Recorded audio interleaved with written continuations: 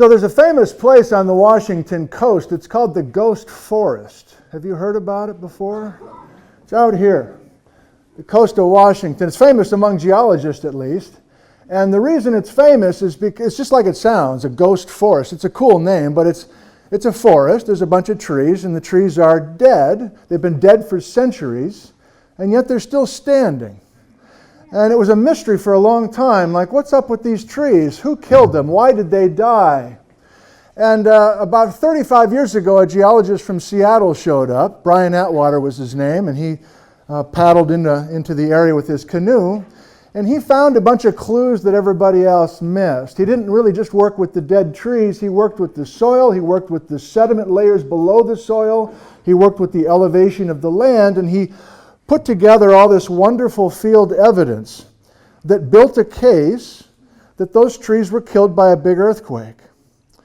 And it was a big surprise to many. And he spent years putting that evidence together. And to be a really good field geologist, you need to not only be dedicated, you must have good skill.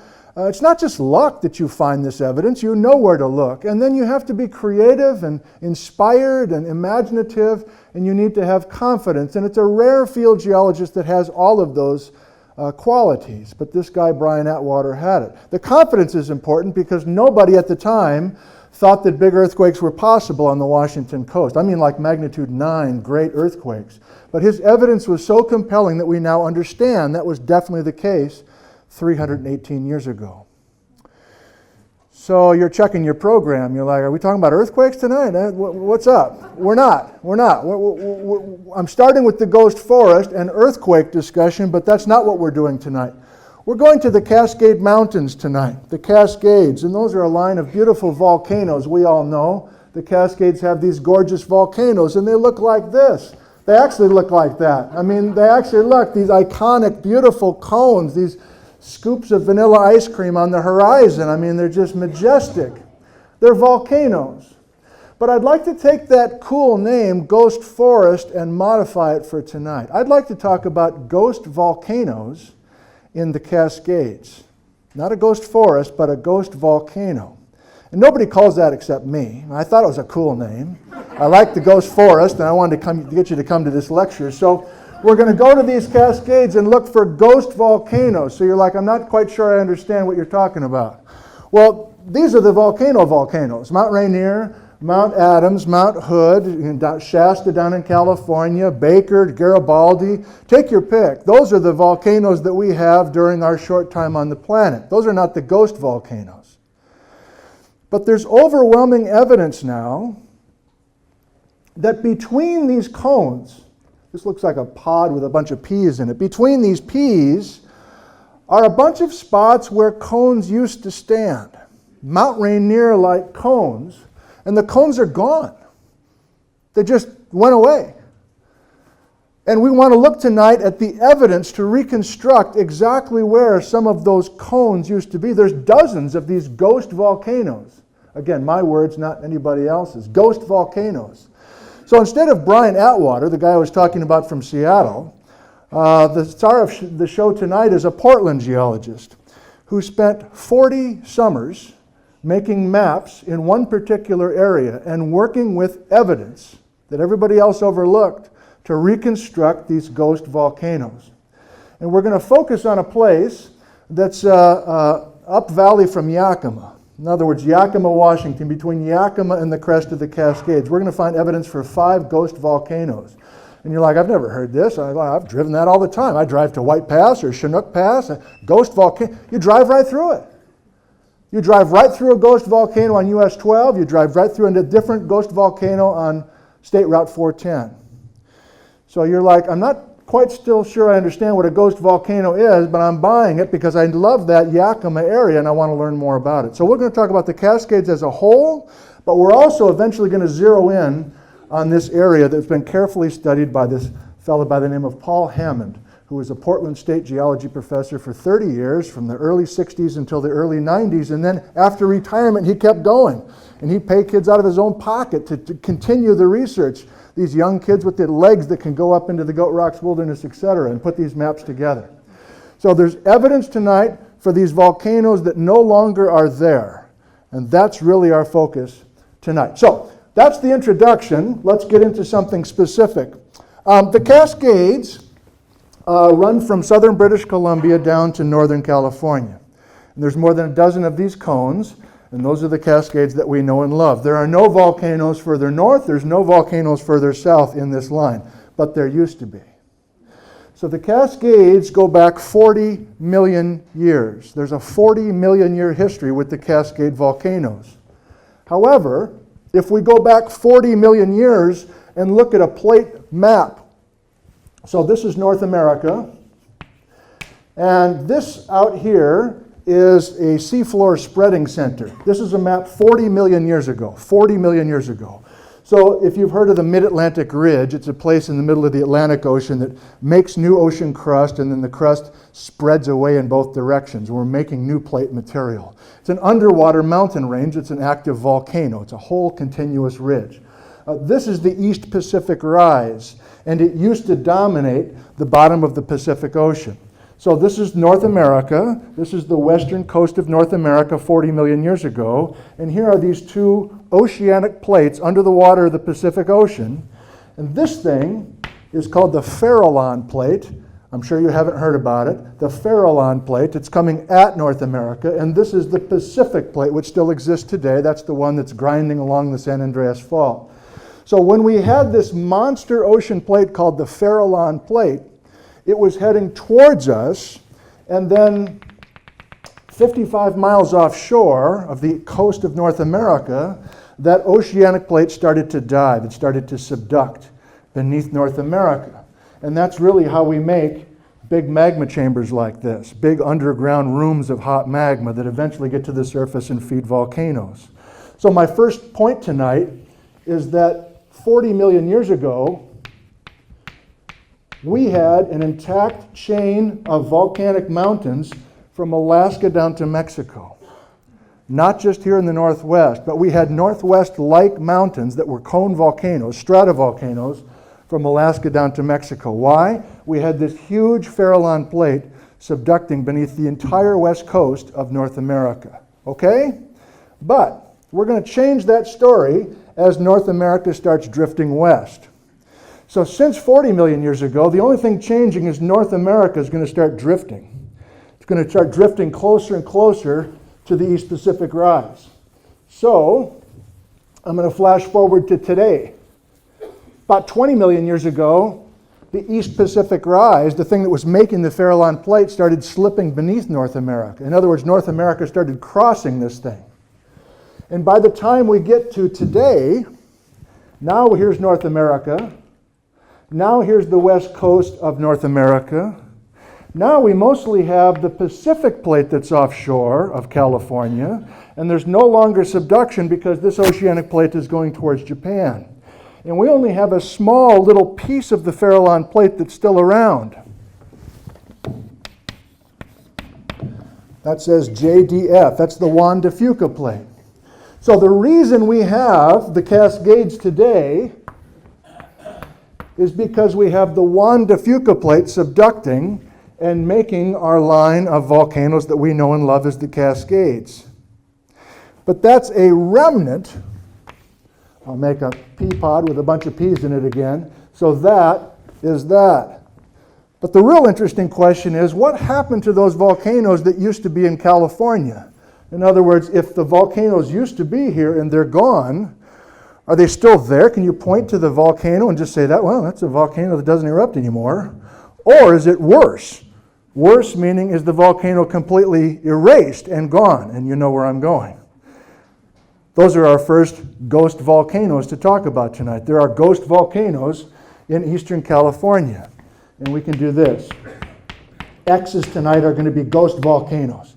Places where a cone is gone, but evidence is what we need to prove that that cone used to be there. So you're like, I'm intrigued now. I'm putting words in your mouth. I'm intrigued. Tell me more. Where can I find where these volcanoes used to be in California? The answer is the Sierra Nevada mountains.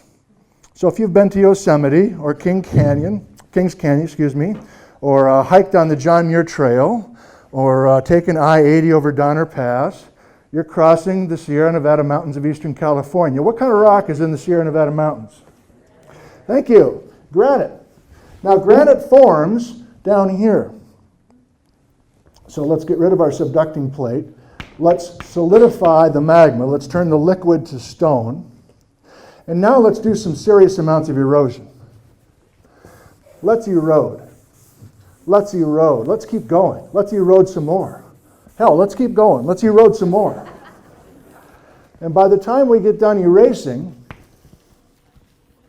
we're left with a mountain range called the Sierra Nevada Mountains, where even the very tips of the tops of the Sierra Nevada Mountains, Mount Whitney, the highest point in the lower 48 state, is made out of granite that formed underneath a volcano. So for the first time, we have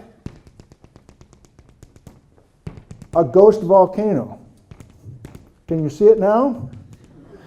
The ghost volcano was there, but it's gone. So what's our first way to prove that a ghost volcano existed? The answer is magma chamber rock. And if there's a lot of that magma chamber rock, and we'll go ahead and call it granite, but sometimes you can call it diorite if it's got some different chemistry. But if there's a hell of a lot of this magma chamber rock, we call it a batholith. You can have a batholith of granite or a batholith of diorite. It just means you got a lot of it. Okay? So batholith, eastern California, down south here, ghost volcanoes from a time when the Farallon plate used to subduct. Okay so far? Next big point. You love the Cascades? You better, because they're not going to be here forever. You better enjoy the Cascades because they're going away. And you're like, oh my God, really? Like, glaciers are going away and now the Cascades are going away. What do I mean? Well, if you followed what I was just talking about, there's work to be done. The job of crossing the East Pacific Rise is not complete. Do you see what I'm saying? North America continues to drift west. And in the next 5 million years, there's an energy in the room like a sadness, like, oh, the Cascades are... You got 5 million years to enjoy the Cascades before they go away. You got 5 million years, okay? Relax. All right. But eventually North America will continue to cross the East Pacific Rise, and we will have nothing but the San Andreas Fault coming up through this whole scene. And our beloved Cascades, which are volcanoes, not ghost volcanoes, but volcanoes, will eventually all go away, and we will have Snoqualmie Pass going across a batholith. In other words, we'll have a Sierra Nevada mountain range here in Washington and Oregon when our Cascades go away. So that's the broad story of going 40 million years to 5 million years into the future. Okay, let's zero in a little bit more on the Cascades in the Pacific Northwest. We should feel better. This is where we live. You are sitting right here in the Hal Holmes Center, right there. We are east of the Cascades. Okay, so the Cascades are 40 million years old. But am I really saying that Mount Rainier is 40 million years old? Or Mount Hood is 40 million years old? Or Mount Shasta is 40 million years old? I'm not. Individual cones in the Cascades have a 2 million year lifespan. A 2 million year lifespan. That's relatively short. I mean, we'd go for 2 million as humans, right? What do we got? 80, 90, 100 years if we're lucky? We'd take 200 years. But these cones have a 2 million year lifespan, and yet that's short. That's a short life compared to the history of the Cascades.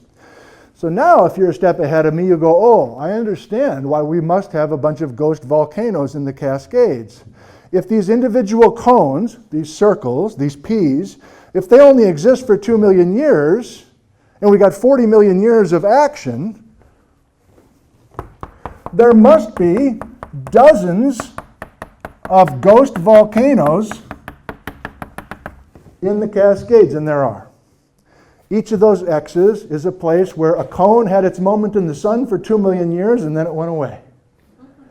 And another cone pops up, 2 million goes away. And another, this is all being fed by the subduction of the Juan de Fuca plate. But it's a bit of a mystery as to why these cones only exist for 2 million years and then they stop and go away completely, and then their neighbor pops up and we get a new cone there.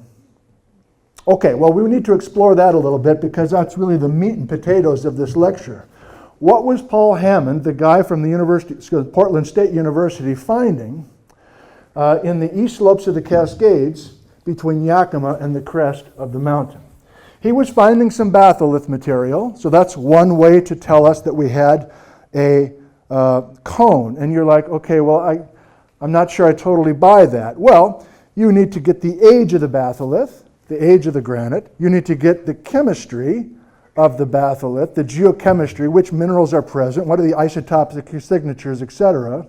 And you need to build a case, just like Atwater was building a case with the ghost forest. So Hammond has been building this case for 40 years, 50 years really, but 40 summers.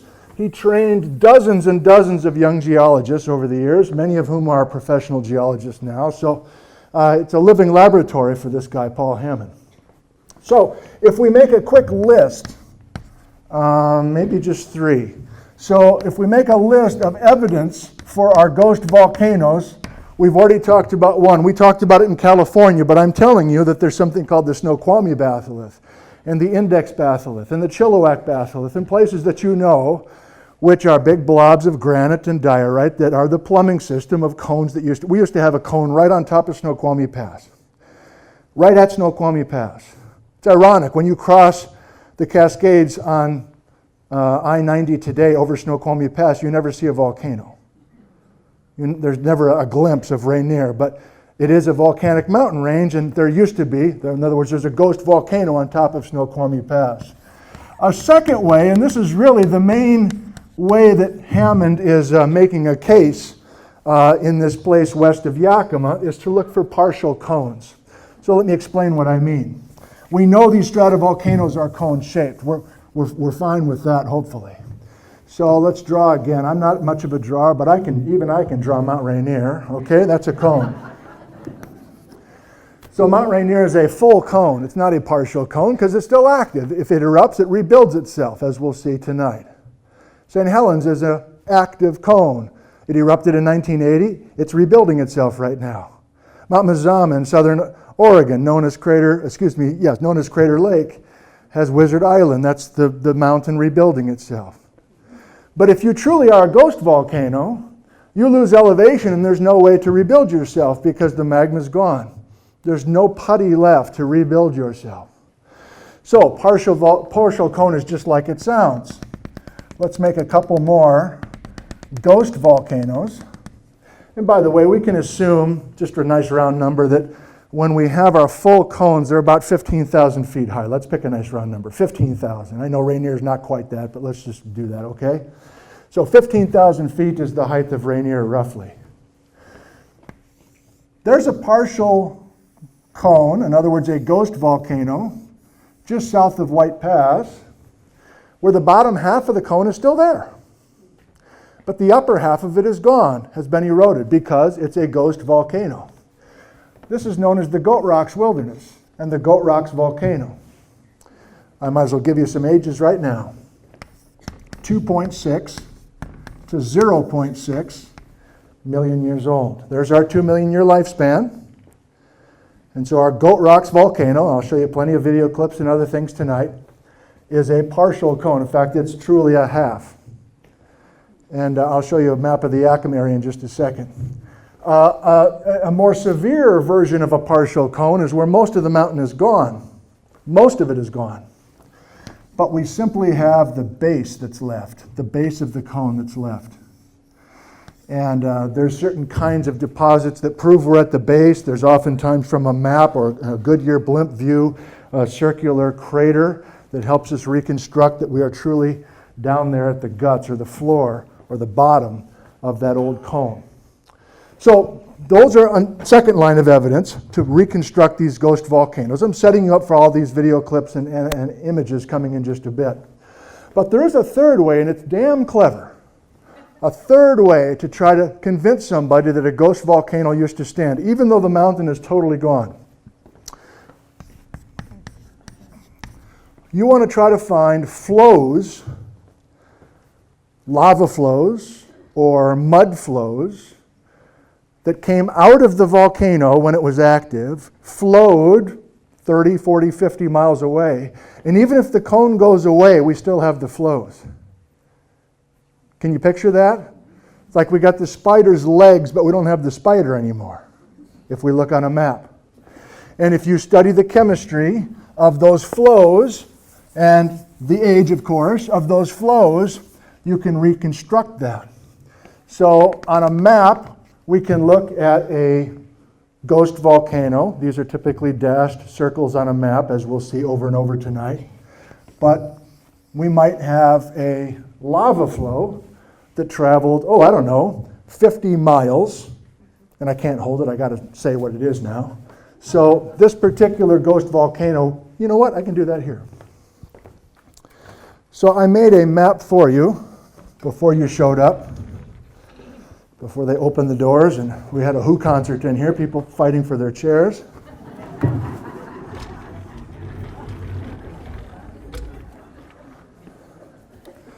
Sorry if you can't see this well from the back of the room, but if you're a good map reader, you can recognize this. This is Yakima, Washington. This is Mount Rainier. This is the crest of the Cascades.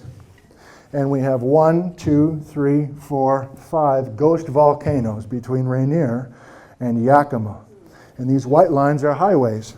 Here's 410. Here's US 12. And I got to tell you, I just get a pang of nostalgia every time I say US 12. You know, US 12 is a national road. It's a US highway. It goes across the country. And I'm from a little town in Wisconsin. And US 12 goes through our little town in Wisconsin. And our farm is 2 miles west of town on US 12. That's how we used to say where our place is. You go 2 miles out on 12, you'll see it on the left. So when my parents used to drive out here to visit us in Ellensburg from Wisconsin, they'd just get on 12 and just follow it all the way to Yakima. And then head north when they got to Yakima. Okay. So we're on number 3 here. Flows coming away from a ghost volcano. The partial cone is still there. This is Goat Rocks. This is the Fife's Peak ghost volcano. This is Mount Aches. This is Edgar Rock, and this is the Titan. We'll talk more about them in a second with the images. But we're talking about flows coming away from a ghost volcano. And an absolute freak show, meaning andesite rarely flows. Andesite is a kind of a lava that doesn't usually flow more than a couple of miles because it's too sticky. But for reasons that are still open for debate, the Titan Andesite, first of all, it sucks because it didn't come out of the Titan volcano. There's a naming problem here. So the Titan Andesite came out of the Goat Rocks volcano, and it traveled 50 miles. The Goat Rocks eruption produced the Titan Andesite lava, and I'm drawing it on the map here. Again, if you go to Rainier and you see some andesite lava flows, current andesite lava flows, meaning in the last few thousand years, those andesite lavas barely leave the national park. They don't get very far. But for reasons we don't totally understand, this one flow called the Titan Andesite, when the Ghost Rock volcano was a volcano and not a ghost volcano, flowed 50 miles. This is Rimrock Lake. That was before the lake existed. And it came right down US 12, before U12 existed. This is 1.5 million years ago when this happened, and this Titan Andesite made it all the way, almost to the Fred Meyer in Yakima. So, Painted Rocks, if you know where that is, Cowiche Canyon, that's the end of the line for this Titan Andesite. Interestingly, and I've got this map so I might throw it in there, have you ever stopped, if you're on US 12 and you cross White Pass, and there's a little Forest Service place to stop and have a picnic lunch and use the restrooms. It's called Palisades. Anybody know where it is? If you go to Packwood, you've gone too far. But it's a cute little spot. And there's a cliff there, and there's some beautiful columns, some rock columns. That's another lava flow that came from the Goat Rocks volcano. So this Goat Rocks volcano is a big structure, only half as big as it used to be, but we're using these flows. Even though the mountain is almost gone, we're using the flows to reconstruct where it came from. I want to do one more thing with these chalkboards, and then we'll turn it over to the images. Have you ever driven on 12? In other words, you leave Yakima, stop and get some fruit, get a pizza and a beer at the new place there, take a left at the Y, and then as soon as you take a left at the Y and you're on 12, by the elk feeding station, Oak Creek, there's some beautiful rock columns on the left, right? Beautiful wall. And I don't know if you're not a geology person, maybe you don't say anything, but if you're a geology person, you can't hold your tongue. You got to start talking about it, right? And perhaps you start talking and you're saying wrong stuff. Like, hey, everybody look out to the left now. We're at Oak Creek, and that's a basalt lava flow, and those columns are from basalt that's cooling and cracking. Well, you're totally wrong. And you're just going on and on and on, and people are like looking out the passengers like doing the math, like, we're only going 30. If I do a shoulder roll, I can get out of here alive, and I don't have to listen to this guy anymore. Even if I'm seriously injured, it's better than listening to more of this droning from this guy mansplaining to me about columns. But let me cut to the chase here. Those columns are the Titan Andesite. Those columns are not in basalt. They're in this 50-mile-long lava flow that came down from White Pass. And so the last concept, which is kind of tricky, now we're getting to real details on just that stretch. Oak Creek up to Rimrock Lake. With me, kind of Rimrock Retreat, kind of in there. You're in the Titan Canyon.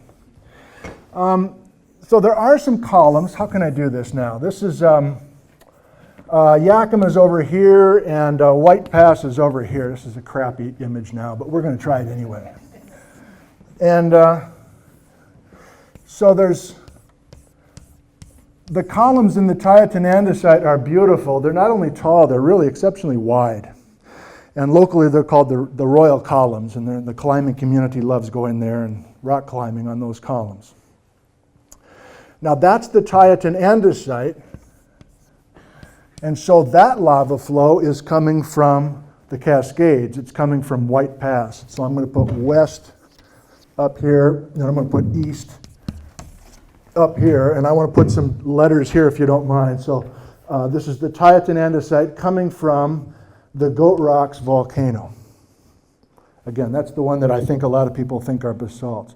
But there are some basalt lava flows at certain places, and some places below the Titan Andesite, and some of those have columns as well. Now that is basalt, but that's lava coming from 300 miles away over by Idaho. So these are part of the flood basalts that are famous in eastern Washington. So the Titan Andesite from Goat Rocks volcano, the basalt from damn near Idaho. The fissures are way over there. Okay?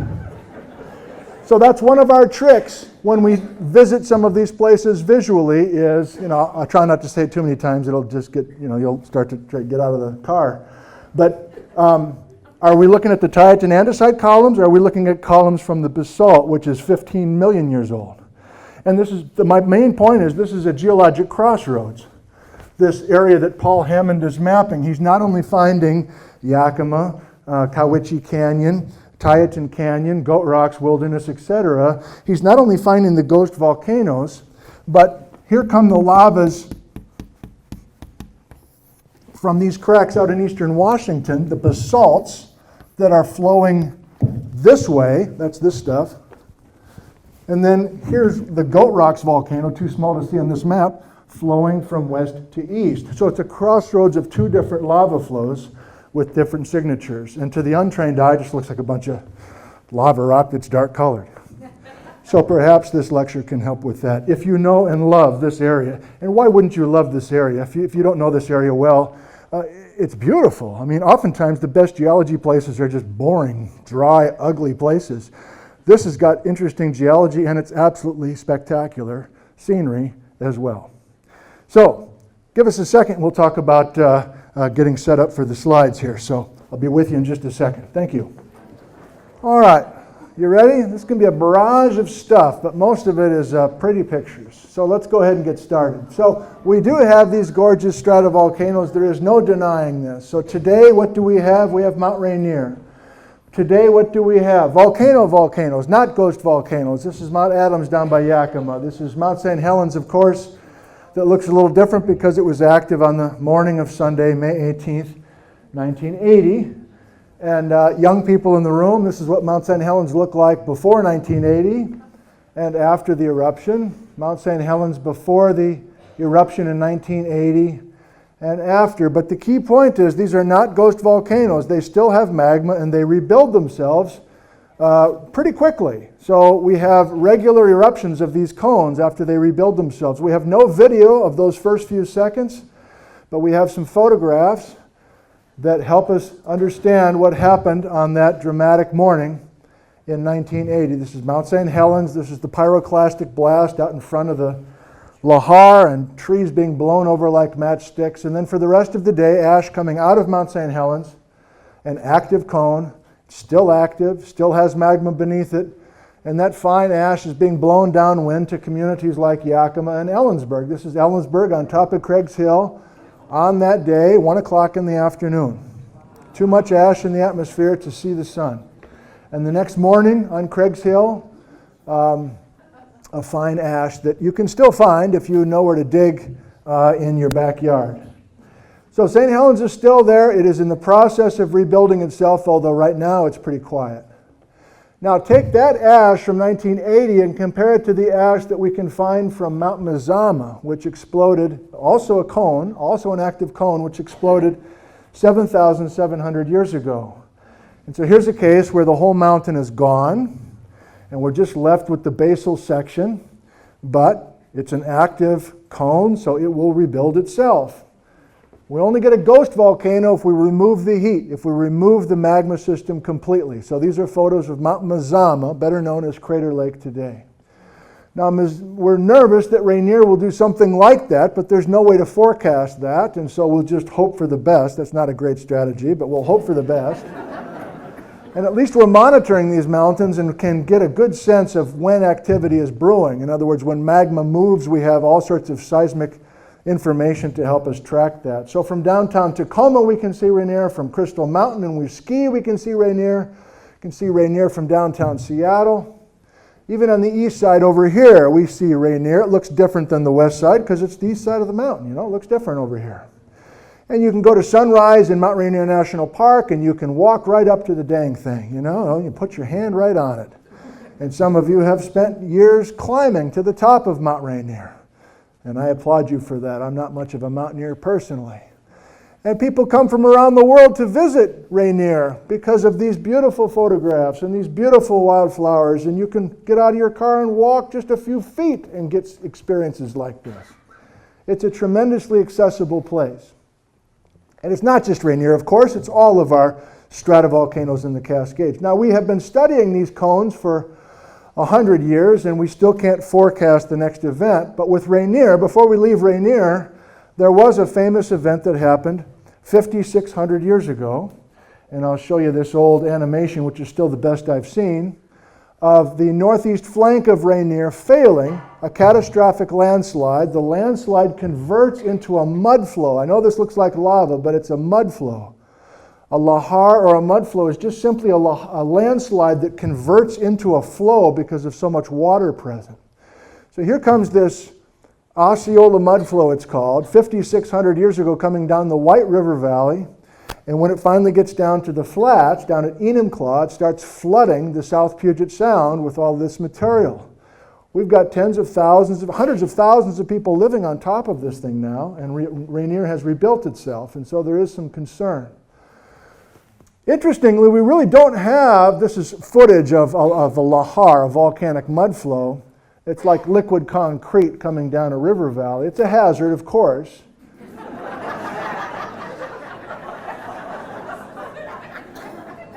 Boy, I didn't mean that to be funny, but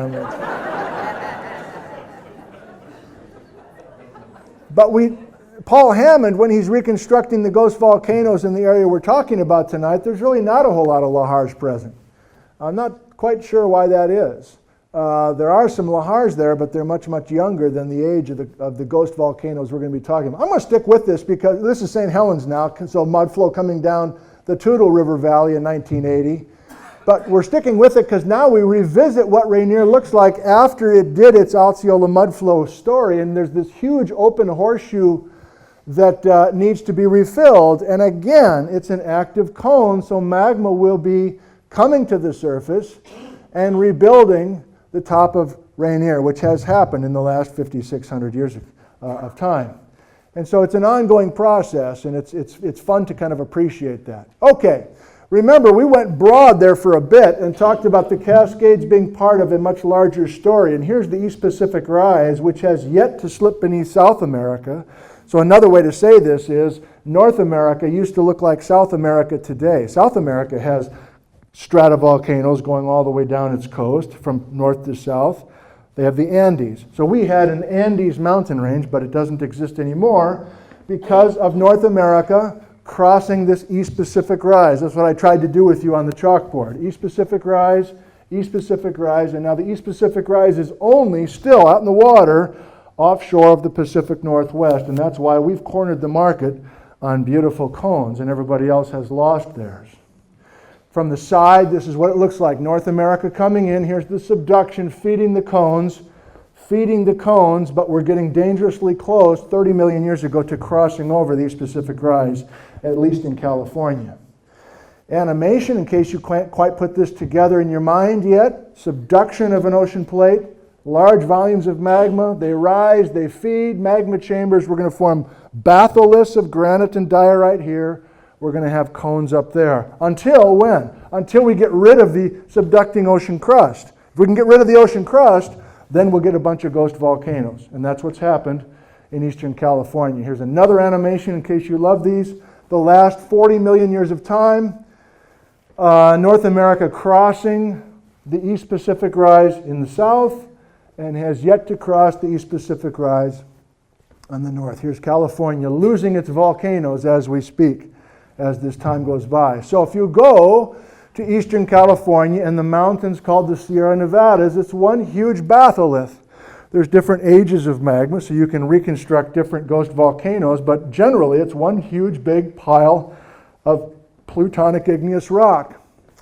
Here it is. We froze the pipes, we removed the subduction zone, and then in the case of eastern California, we actually actively lifted eastern California, and so that volcano didn't stand a chance. Got eroded away very quickly and easily and successfully.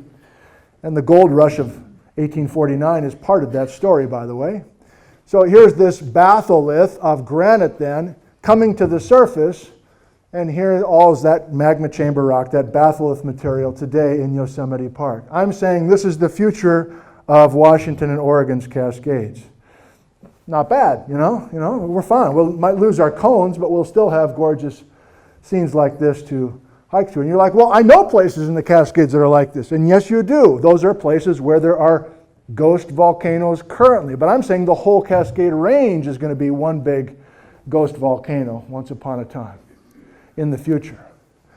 So here's our more than a dozen cones strung from British Columbia down to Northern California. Now this is an important diagram. I didn't talk about this before. Let's get our bearings here first of all. So you're in a, what are you? You're above Seattle in a hot air balloon. And you're looking east over the Cascades. You're looking west to east. Can you do this? Canada's on the left. Oregon's down here on the right. This is a north to south cross section of the Cascades. Snoqualmie Pass is right here. So Seattle, cross the pass, and Ellensburg is over the horizon. Okay, hope you can see that because there's an interesting difference between the Cascade exposures north of Snoqualmie Pass versus south. What's the important difference? There's been more uplift of the Cascades north of Snoqualmie Pass than south. I don't have an answer for this. I don't have a reason why, and I've tried to go to all my sources, and they all kind of shrugged their shoulders. But we know that's true because magma chamber rocks, the batholiths in the Cascades, are dominating north of Snoqualmie Pass. In other words, all the ghost volcanoes are gone. We don't have partial cones, in other words. We've either got magma chamber rocks, the batholiths, or we've got active cones like Glacier Peak or Baker. But south of Snoqualmie Pass, please notice that there's a bunch of these layers. Here are the partial cones and the lava flows like the Titan Andesite, etc. So Paul Hammond, this guy from Portland State's no dummy. He wants to find these ghost volcanoes. He wants some deposits to work with. So he went south of Snoqualmie Pass for a reason. So if we're north of Snoqualmie Pass, before we get to the Yakima area, it's the magma chamber rock we're looking at, and here's some specific examples. So just east of Mount Baker is the Chilliwack batholith, 35-million-year-old granite. Who cares? Here's why we should care. We've got ghost volcanoes, don't we, that used to stand here. They're gone, but remember number one on our list of evidence? If you have a big batholith, you can place some ghost volcanoes on top of that. Let's go further south. Here is US 2 over Stevens Pass, heading towards Gold Bar and down to Monroe. Index batholith, Grotto batholith, Cloudy Pass batholith, a few others I don't know the names of, and appropriate ages. And the one I'd like to stop and talk about briefly, the Snoqualmie batholith, from 25 to 17 million years old. And you're like, hold on now, you said these cones only have a 2 million year lifespan. Well, we probably had multiple cones at different times during this time frame. Perhaps the cones were actually nested. Perhaps they were parasitic on each other.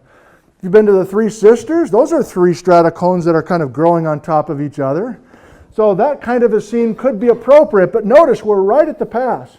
We're right to the north of the pass. Some of your favorite Cascade hikes are leaving from I-90 and going north. If you're not there on a weekend, it's a pleasant experience. So here's looking east up into Snoqualmie Pass country, and I'm telling you that none of those mountains are volcanoes. That none of them are active cones. And only some of them are part of the Snoqualmie batholith. Again, the pass is up ahead. This is the westbound side. Franklin Falls is right below this overhanging bridge, and this is part of the Snoqualmie batholith there. So remember, with the Snoqualmie Pass area and north, we lose all the cone material, and instead we're focusing on these batholiths that are exposed if we can get rid of the cones themselves. Let's do more with the Snoqualmie batholith. It's a beautiful rock. That granite is absolutely spectacular. And if you get a good image with a I guess that's a dime there, we've got real detail with quartz and biotite and a bunch of key minerals that can help us reconstruct the chemistry of what that volcano was like. So in the case of the Snoqualmie batholith, we've got 2 pieces of evidence to put a ghost volcano or 2 on top of that. What's one? The batholith itself. What's another? A lava flow that flowed from the cone, that's now a ghost volcano, that makes the escarpment for Snoqualmie Falls. So we've got a lava flow and Snoqualmie batholith matching in age, matching in chemistry, and these are the kinds of things you can do if you're clever and piece those ghost volcanoes together. Here's an old favorite shot of the Sunset Highway crossing near Snoqualmie Falls. Now there's history, of course, with Snoqualmie Pass as well. We got Model Ts back in the 20s, and we've got more modern vehicles in the, 50s, 60s, I guess. And even today, they're blasting like crazy the last few summers, to make that a more safe area. So what are they blasting? They're blasting flows from ghost volcanoes. That's the Ohanapakash Formation. Let me show you some more photographs. They're working with the flow. They don't know it. The guy's working there probably. Actually, they do. We filmed a little video up there, and the guy says, I'm curious about this rock. What can you tell me? And I'm like, I don't know. I haven't done my homework. But I know now. I need to go back up and tell those guys. So this is the dangerous curve that they've been blasting back to get a third lane up in there. And these are all lavas, andesite lavas, rhyolite lavas, dacite lavas that are too old to work with the modern cones. So these are ghost volcanoes. The location of the ghost volcano is still undetermined as far as I can tell. But these are spots that you recognize, I think, at Hyak and other places. It's all lavas from volcanoes that no longer exist, aka ghost volcano. But now we finally leave Snoqualmie Pass and we get down to the Yakima area, which is where we want to be the rest of our time tonight. And here's a living color map of what I tried to do on the white chalkboard. Yakima, we are located here in Ellensburg. Here's the Y, US 12, 410. Chinook is here, White Pass is here. You're in National Park country there, Adams and St. Helens. Got your bearings? Now here's Paul Hammond saying, look, if you really start mapping these ghost volcanoes, you got a bunch. And we're just focusing on 5 between Yakima and the pass. So you recognize this. This is Rimrock Lake. It's an artificial lake. It wasn't there naturally, but they built the dam in the 20s to make a reservoir there. There was no lake at all before they built the dam. But it's a beautiful lake, and there's cabins, and there's a boating community, etc. on Rimrock Lake, and there's all sorts of wonderful places to camp and get some snacks at the Rimrock Grocery. And I'm not a botanist, but I think these are ponderosa pine trees that are really beautiful on the east slopes of the Cascades. Now here's the guy we're talking about tonight, Paul Hammond, the guy who's about to turn 90 and is still at it, still working on the maps, still working on these stories and training all these young folks. So he's had more than 50 years of training of people who are eager and wanting to learn from the master. And he's an understated, humble guy. But these are the kinds of maps that he's been creating. Hand-drawn maps, hand-colored maps, year after year. Keep modifying the maps, keep getting new samples, keep getting more geochemical data to piece that all together. And he has devoted his time in past summers to local cabin owners to learn about their surroundings from this guy. Classic Paul Hammond illustrations, colored, hand-drawn. This is a schematic cross-section of all these different batholiths of different ages and their relationships. From the archives, Paul's son managed to find a few old photos of Paul. So these are just a few weeks before Mount St. Helens erupted. So this is Paul, the guy who's about to turn 90, but we're turning the clock back now to 1980. And he's working with students even back then. Think of the excitement. He's already worked in the Goat Rocks area for 20 years, and St. Helens is about to go. You know, he's been trying to imagine an eruption, and now it actually happens south of his field area. There's a lot of pointing in these photos. One more example of the detail and the fine craftsmanship of Paul Hammond and his geologic sketches and maps. Now this is me taking Paul's work and trying to make it even more simple, which is, I'm guilty of that. I make things sometimes too simple, but in the case of Paul, here's what I tried to show you on the black chalkboard. Active cone Rainier. Here's our Goat Rocks volcano, which is a ghost volcano, but hasn't been ghost for very long. Remember, this is the one that's still half of it's still there. But here's 410, and here's 12, and here's Rimrock Lake, and can you now see our players? Mount Aix, 24 million. Fife's Peak, 23. Edgar Rock, 26. Bumping Lake Pluton, 28 million. Titan Volcano, 25. I don't have an answer for why all these ages are close to each other. What was going on in the mid-20s, 20 million years ago, to have all this action in this small area? Nobody knows. Nobody knows. And I meant to make a professional diagram, never got to it, so this is a doodle on my desk and my Sharpie markers, but you get the idea. We have different levels of erosion with these different partial cones. And if we put them together, I don't know, you can pause this if you're watching it and try to connect the dots here between these places. We don't want to do that. In the case of the Titan volcano, another good piece of evidence that you're driving through a ghost volcano, you see all these dark blue lines? These are all dikes, and a dike is a vertical injection of rock through horizontal layers. And a stratovolcano typically has thousands of radial dikes, they're called, throughout the mountain. So even though most of the Titan volcano is gone, these individual dikes have been mapped. Hundreds of them have been mapped, this time by Don Swanson, a different geologist. But the point is, here's part of the guts of the Titan volcano, and even deeper, Goose Egg Mountain, Westfall Rocks, Kluchman Rock, Chimney Rock, those are parts of the magma chamber of the Titan volcano. So we're looking at Rimrock. We're looking at parts of the magma chamber of the Titan. So we're one of these ghost volcanoes now. It's 25 million years old.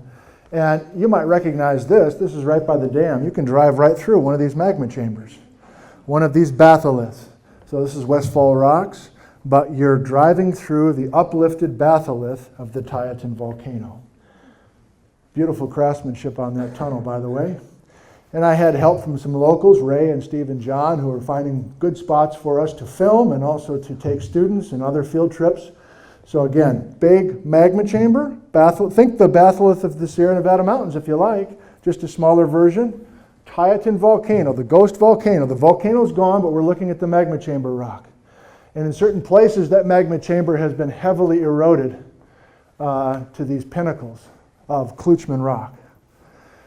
So we've been here looking at the magma chamber, and I was showing you a photo or a map of the radial dikes of the Titan volcano. So I wasn't kidding. You drive on Highway 12 right through this ghost volcano if you stop and have a meal at Rimrock Retreat.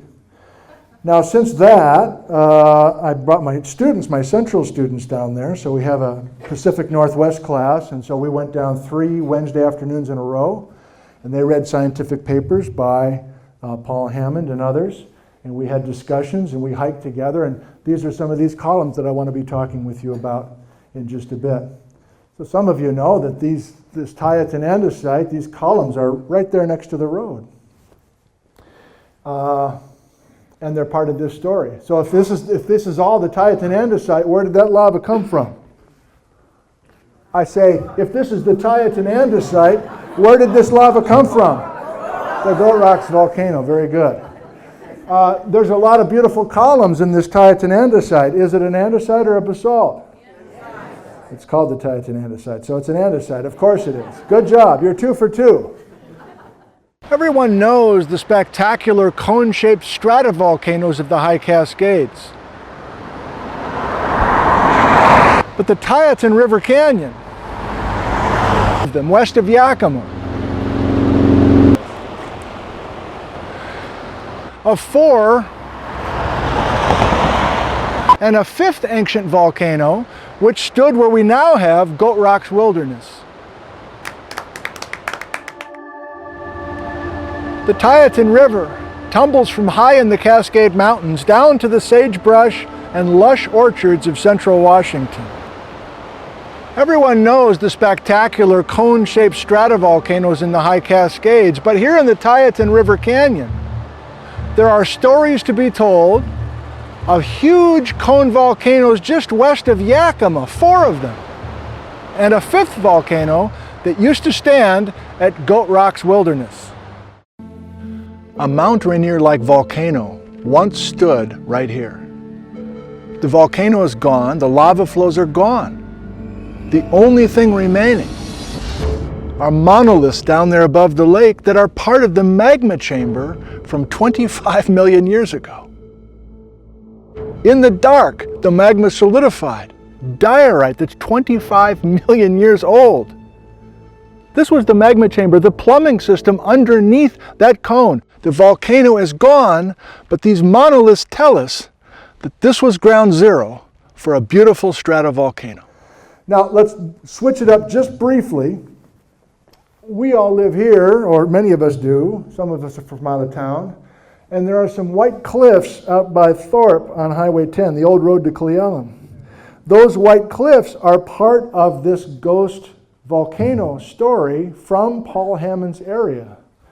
The volcano, 10 million years old, younger than the ones we were just talking about, used to stand just north of White Pass, between Bumping Lake and White Pass. And that volcano made a lahar, a volcanic mud flow, and followed an old river valley up to here. This is before Menashtash Ridge and Umtanum Ridges grew. So even in our little valley, our picturesque valley, we've got tentacles of flows that came from the ghost volcanoes down by US 12. Those are not sandstones, those are lahars. If you don't believe me, I'll take you out and prove it to you. It's all sorts of pumice and other deposits that mean it has to be a volcanic mud flow, cannot be a sandstone. There is sandstone in the area, but not here. Ghost volcano, 10 million years old, flowed volcanic mud flow material to Thorpe. Okay, to finish up, we're back to our area that we've been studying with Paul Hammond. Crappy photo of Mount Rainier. Crappy photo of the Goat Rocks volcano, half as big. We've chewed off the top of it. And again, we're now zeroing in on the Goat Rocks volcano. One flow heading towards the Palisades picnic tables and the restrooms. Another flow, this is the Titan Andesite flowing 50 miles almost to the Fred Meyer in Yakima. Now how can we find that Titan Andesite? What does it look like? Well, here's one way to do it. Again, this is a rather dangerous curve to stop and lead a geology field trip. But this is all Titan Andesite. And we're going to pan up with the iPhone here. And this is all Titan Andesite, the lava flow that's not basalt that came from the Goat Rocks volcano. Now, keep in mind that there's different kinds of volcanoes worldwide, and the volcanoes have different silica content. And we have been firmly in this picture the whole way tonight. But if we are talking about basalt, and we are at selected places in that canyon, the Titan Canyon, we got to go to this kind of a picture. So here's a quick departure and reminding ourselves that completely different volcanic story involving cracks and fissures and flood basalts from damn near Idaho and flowing all the way to the ocean are invading this Paul Hammond area. We're still way out in eastern Washington now looking at all these lavas, but if we follow those lavas approaching Yakima, you can see how thick some of these lava flows are. They're going to invade the Yakima area, Natchez, and they're going to work their way right up to the Rimrock Lake area. So do you see what I mean? It's a crossroads. We got lava coming down Highway 12 and we got lava coming up Highway 12, depending on which lavas we're talking about. So these are the fantastic columns of basalt, not andesite, out in central Washington and eastern Washington. And yes, these are basalt. And yes, guy who's explaining this all to us, that is common for basalt.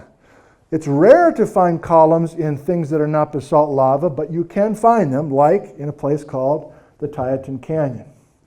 So this is another little episode from our TV show, and I think we're just going to skip it. No, we're not, because we're going to keep with this because we paid some money to make a little animation to show how these columns form. So let's get our money's worth here. This is fun. I can put my own words on top of this instead of being confined. So I'm talking about the columns forming from cracking the lava as it cooled. I'm hanging on to my hammer very carefully in this particular shot. Drone footage going down on top of these columns and looking how perfect these columns are from the air. Oh, you like that shot? Okay, good. I do too. My hammer's right in there. And now we're comparing it to Hawaii, which doesn't really work because the scale is totally wrong, but the chemistry is right. And now here's the animation. So we say to the guys at the animation studio, hey, can you make one lava flow? Can you start to cool it, but keep the inside red hot? And these cracks are going to start crackling their way towards the interior of the flow as we do that. And they're like, yeah, I think we can do that.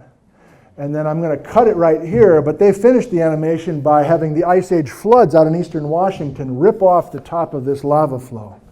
But in the case of the Titan Andesite, it's a perfect analog for what we have right here. I'm going to show you some photos now of the Titan Andesite. And there's going to be columns, the bottom half, and there's going to be this weird chaotic zone called the entablature, which no geologist still really understands. But it's just like in a simple drawing like this. The next time you drive up US 12, you'll see this. And please keep in mind that this is one flow. I know it looks like two different layers. I know it looks like two different flows. But the next time you see this, or in a second when you see this with the video, this and this are from one eruption of the Titan Andesite coming down from the Goat Rocks volcano. Look at that. So here's the bottom of the Titan Andesite flow. Here's the top. And this is that boundary between the columns at the bottom that are insulated as the lava cracks and cools, and then this chaotic entablature up above. So the point is, we study the Yakima area and we realize we have invasions of basalt lava, which is really kind of getting in the way of our story. But this is not basalt lava. Again, this is the Titan Andesite. These are the royal columns and the entablature up above. So I've been showing you some photographs from basically right in here. And some of you might know those trails right in there. It's really a gorgeous place. And we had a big field trip in June. And we took people to some of these spots. Again, Titan Andesite, columns at the bottom, entablature up above. Go across the swinging bridge. People of all ages on the trip. It was quite a circus. We had too many people on that trip, but we made it work. And have you stopped here at Oak Creek and walked across this bridge? And again, the columns of the Titan Andesite. I can't say that enough. Beautiful, you know, May morning. And this is an interesting spot because you can actually see what the valley shape was like when that Titan Andesite flow came down it. In other words, it's very rare to actually have I'm getting carried away now, but this is a ghost valley. You can actually see the exact geometry of that valley that this lava flow came flowing down. And if you get the base of some of those columns, they look just like basalt, but they're not. We've made that point a million times. One beautiful thing about the Titan Andesite is it has a very distinctive look in hand sample. It's got these big crystals in it, and the crystals are there regardless of where you find it. So it's rare for a lava flow to have this kind of a distinctive look. And this is a beautiful photograph from Daryl Gussie, who we're going to meet in just a second. But we have, turns out there's actually two Titan Andesites, two separate flows from that ghost volcano. So here's the older flow of Titan Andesite, columns and entablature. There's that valley wall. But I was showing you photos before at this dangerous curve, and this is a younger Titan Andesite flow. And so for many weeks, I was out there with my students, and I'm like, I don't get this. Why is the old flow up high, and this flow, which is about 250,000 years younger, lower and next to the river? I just couldn't get that geometry in my head, and they thought they had it, and they drew it out, and then they'd start to get confused in the middle of their drawing. And we went back and forth on this for a while. And so for at least me, I don't know about you, but it only works for my head if I can get it drawn just the right way. So this is my attempt to show you how we can get two different Titan Andesite lava flows into the same valley and have the young flows lower in elevation than the older. So panel-wise, here's the old valley. We're going to fill it almost to the top with Titan Andesite coming from the Goat Rocks volcano, getting all the way to the Fred Meyer in Yakima, 1.64 million years. Here's the shocker. Between 1.64 and 1.39 million, these are dates from Paul Hammond and his team, that's, less than 500,000 years, and we're removing damn near all of this andesite. We're only leaving little fragments of this beautiful thick stuff perched on the walls of the canyon. And then when this next flow comes in, the valley floor is actually deeper than it was originally. So was that just river cutting to take all that basalt away? Is that river erosion just to take all this andesite away? Are there glaciers involved? Well, the glaciers didn't get this far down the valley. The glaciers only got to the Rimrock area and not any further south. Further down away from the crest of the Cascades. So with that concept, I'm going to go back. With that concept of perched little fragments of the Titan Andesite, let me help you try to see some of these things. They're absolutely gorgeous, and you'll never not look at them again when you're driving this stretch. I think that was a double negative. This is one little leftover piece of the first Titan Andesite that used to fill the entire picture. It's all gone except for this and a couple other places. On a map, that used to be a purple caterpillar all the way through here. In other words, the Titan Andesite flow filled the whole valley. But today, this is Daryl Gussie's map, we've only got these individual little clumps. Let me show you a few more examples. That footbridge, there's another little remnant of this major flow that filled the entire valley. Unbelievably, an andesite lava flow almost made it to what is now the city of Yakima. Look at these columns right along Highway 12. This thick Titan Andesite used to fill this valley wall from side to side. And most of the lava is gone. Most of the columns were taken out of here. And there's just a few scraps of thick, tilted columns perched precariously above the busy Highway 12 between White Pass and the city of Yakima. All right, if we go up to White Pass and cross and head over to Packwood, this is the spot I'm talking about. Maybe you'll stop next time if you've never stopped there before. And sure enough, we've got those same columns across the draw, and that's another flow, another andesite flow. Actually, I think it's a dacite flow from the Goat Rocks volcano. This is from the panel there They don't talk about the Goat Rocks volcano on this panel. They're out of date. We're going to finish by going up into the Goat Rocks itself and actually look for where that Titan Andesite came from specifically. A much, much younger story of an ancient volcano is also here in the area between White Pass and Yakima. The Goat Rocks volcano stood tall for 2 million years, but the volcano died 500,000 years ago, and the top half of the mountain is now gone, ravaged by powerful glacial action. Up here near the Goat Rocks wilderness, there's a volcanic rock layer, the Titan Andesite, that's super distinctive. Look at these crystals inside of this lava rock. They're enormous phenocrysts of something called plagioclase feldspar. And normally when you have a lava flow with big crystals, the lava flow does not travel very far. But this Titan Andesite flowed 50 miles away from its source. But if we get up on Pinegrass Ridge, we can see those same fat columns way up in the mountains now, in addition to finding those big fat columns down by Highway 12. And Pinegrass Ridge, if you know it, is very flat because it's on top of the Titan Andesite flow. So we're getting closer and closer to the source. The vent must be up in the wilderness area itself. And that's what we're going to finish with. We're going to get right up there. So Daryl and John are going to get us up. We're going to hike up to, or we're going to drive up into this trailhead to Bear Creek Mountain. We're going to get up, my knees were shot last summer, but I managed to get up with these guys to an overlook, looking into the Goat Rocks on a Monday morning. Daryl, thanks for taking me up here. Where are these vents you're talking about with the Titan Andesite? Well, you can see Bear Creek Mountain in the middle here, and on each side of it, on the right-hand side is the younger vent, and then on the left-hand side, that knobby area is the older vent. And then you can see a series of lava flows that capped the ridge, and I think partially buried the older vent there. So how'd you know those were the two vents? Well, the vents were they have distinctive geochemistry.